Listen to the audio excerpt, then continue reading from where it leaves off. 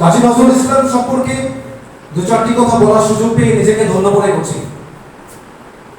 কাজী নজরুল ইসলাম ছিলেন একজন সৈনিক, একজন সাংবাদিক, একজন বিদ্রোহী কবি এবং ছিলেন হিন্দু মুসলিম দুটো জাতির এবং ভারতবর্ষ এবং বাংলাদেশের একজন আদর্শ কবি, যার অনুপ্রেরণা, দায়িত্বশীলতা, উদার মানবীয়তা আমরা পেয়েছি আজ এক সমৃদ্ধ বিপুল সাহিত্য সম্রাট। কাজী নজরুল ইসলাম জন্মগ্রহণ করেন 1899 খ্রিস্টাব্দে 24শে মে পশ্চিমবঙ্গের এক বিখ্যাত পরিবারে, যে পরিবার ছিল দারিদ্র্যে জর্জরিত। নজরুল ইসলাম করেছেন সেই পরিবারকে বিখ্যাত। পিতা ফকির আহমেদ, মাতা জাহিদা খাতুনের কোল আলো করে এসেছিলেন বিদ্রোহী কবি কাজী নজরুল ইসলাম। তার শিক্ষা জীবন শুধুমাত্র 10ম শ্রেণী পর্যন্ত। তারপর তিনি সেনাবাহিনীতে যোগ দেন। এই সেনাবাহিনীর হাত ধরে তিনি বেঙ্গল রেজিমেন্টের 49তম ব্যাটালিয়নে যোগ দিয়ে তিনি সরাসরি দ্বিতীয় বিশ্বযুদ্ধে অংশগ্রহণ করেন। 1920 খ্রিস্টাব্দে সেই দ্বিতীয় বিশ্বযুদ্ধে যে পরিত্যাগ করে তিনি এসেন আবার পশ্চিমবঙ্গে অংশগ্রহণ করেন। তারপর তিনি 1921 সালে তার সাংবাদিকতার কাজ শুরু করেন এবং তার বিখ্যাত কাব্যগ্রন্থ থেকে শুরু করে তার যে অগ্নিবীণা, প্রণয় শিখা, বিষের পাশি আজও মানুষকে আকৃষ্ট করে। স্বাধীনতা সংগ্রামে তার লেখনী, ভারতের স্বাধীনতা সংগ্রামে তার অংশগ্রহণ এবং দেশকে তিনি উদ্বুদ্ধ করেছিলেন।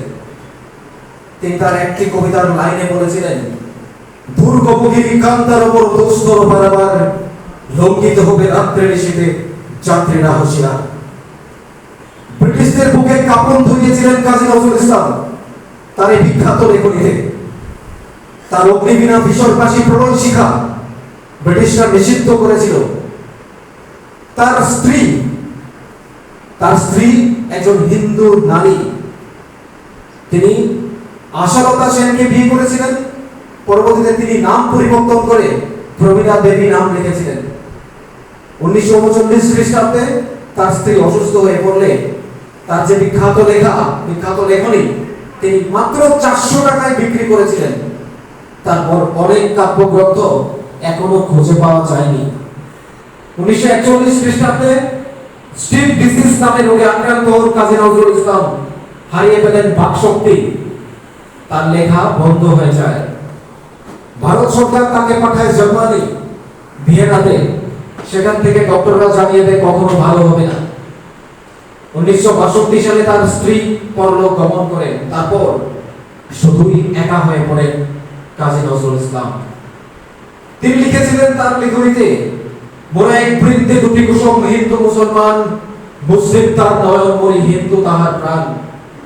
কারণ তিনি তার এই কবিতার মধ্য দিয়ে তিনি যে প্রমীলা দেবীকে বিয়ে করেছিলেন, শুধু তাই নয়, তার যে পুত্র তার নাম রেখেছিলেন কৃষ্ণমোহন। এটাই তাকে প্রমাণ করে তিনি অত্যন্ত জনপ্রিয়তার তার যে পত্রিকা ধূমকেতু, নাঙ্গল এবং রবীন্দ্রনাথ যখন তিনি অগ্নিবীণা, বিষের পাশি লিখেন ব্রিটিশ সরকারের বিরুদ্ধে, তারপর তাকে গ্রেপ্তার করে ব্রিটিশ সেনাবাহিনী কুমিল্লা থেকে। গ্রেপ্তার করার পর তাকে জেলে নেয়। জেলের মধ্যে বসেই তিনি লিখেন বিখ্যাত কবিতা এবং অগ্নিবীণা, আরেকটি অংশ বিদ্রোহী। তার এই কবিতার মধ্য দিয়ে এই ভারতবর্ষের প্রতিটি মানুষকে আকৃষ্ট করেছিলেন স্বাধীনতা সংগ্রামে ঝাঁপিয়ে পড়ার জন্য। নেতাজি সুভাষচন্দ্র বসু যুদ্ধে অগ্রসর হয়েছিলেন এই কাজী নজরুল ইসলামের বিখ্যাত কবিতা পড়ে। আজও আমরা তার এই জন্মদিনকে সুন্দর এবং মর্যাদার সাথে পালন করি। 1972 সালে বাংলাদেশ সরকার শেখ বঙ্গবন্ধু মুজিবুর রহমান তাকে অস্থায়ী বাংলাদেশ কবি হিসাবে ভারতবর্ষ থেকে নিয়ে যান বাংলাদেশে। তারপর 21 পদক তাকে দেওয়া হয় এবং ঢাকা বিশ্ববিদ্যালয় তাকে ডিলিট উপাধি দেয়। ভারতের কলকাতার অর্থাৎ পশ্চিমবঙ্গের বিখ্যাত রবীন্দ্র কলেজ তাকে ডিলিট উপাধি এবং তার ভারতবর্ষের বিখ্যাত উপহার পদ্মভূষণ পুরস্কারে ভূষিত করা হয়।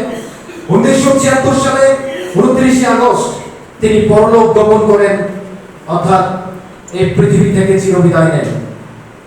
আজও আমরা কাজী নজরুল ইসলামের জন্মদিন, এই সুন্দর মনোজ্ঞ সংস্কৃতি যার হাত ধরে সৃষ্টি সুখের উল্লাসে এবং তিনি মানবতাবাদী এক শ্রেষ্ঠ উদাহরণ হিসেবে ছিলেন, হিন্দু মুসলিম জাতির মধ্যে মিল বন্ধন করেছিলেন।